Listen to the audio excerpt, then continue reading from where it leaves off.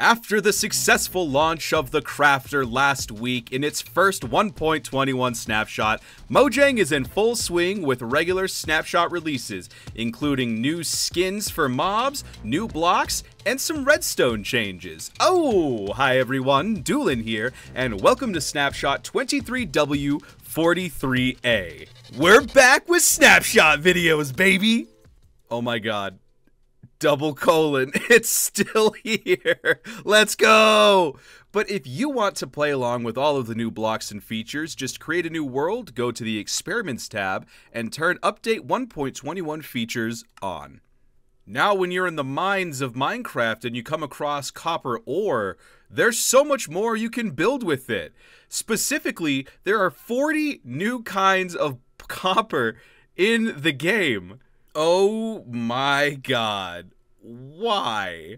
Of course you still have the blocks of copper and the cut copper, but now you have all of this stuff too, including chiseled copper, copper grates, copper doors, copper trapdoors, and the brand new copper bulb. And this one's interesting, but we'll get back to that. First things first, I want to talk about these four over here. Chiseled copper is just decorative. It's just meant to be a prettier version of the copper block. I really like how it looks like it's kind of got like a little gear in the middle. Very steampunk. So let's talk crafting these new blocks using the new handy dandy automatic crafters that were introduced last week. So in order to make the chiseled copper block, all you need to do is have two cut copper slabs on top of each other. You create that, and it'll make this really pretty block. But if you use any two slabs of the same oxidation level, you can also craft it that way, which is really cool. And of course, there's always just the stone cutter. And then over here, we've got the new copper grate. Using 4 copper blocks like this, you can go ahead and create 4 grates. And this block is kind of interesting because as you'll see, light passes through it. It's a full block. Mobs won't suffocate in it, and they also won't spawn on it, making it one of the very few blocks that is a full block height that doesn't allow mobs to spawn on it. I mean, for all intents and purposes, it's basically glass. Redstone doesn't get conducted through it either. What does that mean for farms? I don't know. You ask somebody who knows farms. I also noticed, though, I'm in F5 right now, and I can see through the block. Like, it's not showing up when I'm in third person. Huh. And then, of course, there are the doors. Now, the reason I've got all of these pulled up is because it's a copper door. So I would imagine that it would interact the same way that it would with an iron door because it's made of metal. But you can actually right-click it with your hand, which is really interesting. It has the same properties as a wooden door. The door sound is different from the iron door. It's like higher pitched, but the trap door sounds the same. And now we switch over to the redstone tab where we find the new copper bulbs. As they oxidize, the light level that they give off actually becomes dimmer, which is really, really cool.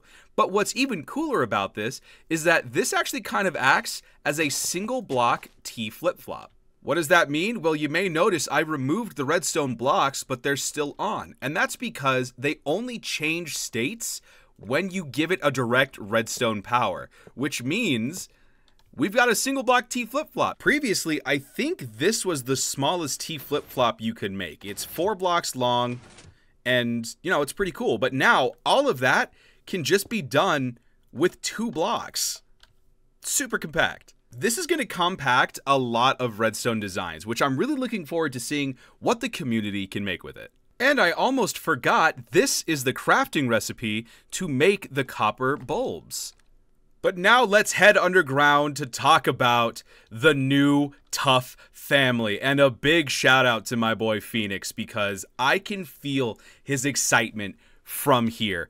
We finally have a whole bunch of Tuff blocks to choose from, which is actually something that I suggested on Twitter. Now, I'm not saying that my suggestion is the reason we have it, but I will say that I will accept thank yous in the form of subscribing to the channel. So we have the original Tuff block, but now we have stairs, slabs, and even a wall version, which is so cool. And then over here, we've got chiseled Tuff, polished Tuff, and Tuff bricks.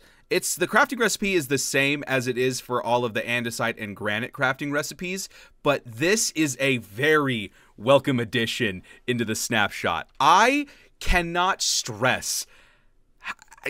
I love blocks. I'm sure this palette is already a welcome addition to builders. If you have built something using these, please send them in my Discord, in my Minecraft builds channel, because I would love to see how you guys are utilizing these new blocks. Specifically, I find the polished tuff kind of interesting. Like, it goes so well with polished andesite and smooth stone. It's just like the next version up. Like, it was just that little bit of missing link between polished andesite and polished deep slate to get this really cool gray tone gradient going. Like, mud and tuff work really well together, and it's just gonna be really cool to see. And you know what? It's actually good that we're down here, because now we can get a look at the brand new bat. Look at these bad boys. They are no longer mixled.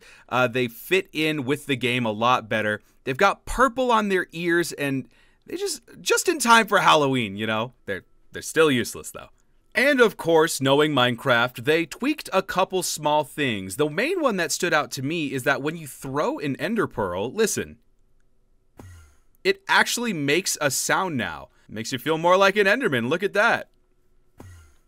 No, if only I was tall like one. Someday. Hey, here's a fun thing that just got patched that's been in the game for a long time. If you used to shoot an arrow with a name and you picked it up, the name would disappear. But now, if you shoot an arrow, it retains the NBT data. So if I pick it up, it still says the name. And what a great name that is. Hint, hint. Nudge, nudge. Snapshot, snapshot. Technical changes. There's a new command in the game, the /tick command. If you're used to the carpet mod, this may seem familiar to you. This command is used to control the flow and measure the performance of the game. So if you're doing something redstone related, you may need to use something like this. If you want to get the snapshot for yourself and play around with all the new blocks, or for some reason, if you're a redstone guy and you want to mess around with the tick command, the link is in the description below. Let me know in the comments what your guys' favorite change in this week's snapshot is. I'm extremely excited to get back to making snapshot videos. I hope you guys are just as excited for 1.21 as I am. Thank you everyone so much for watching. If you enjoyed this video, like it, subscribe to the channel, and until next time, this is Dewlan and my little bat friends, and I'll see you later. Bat now!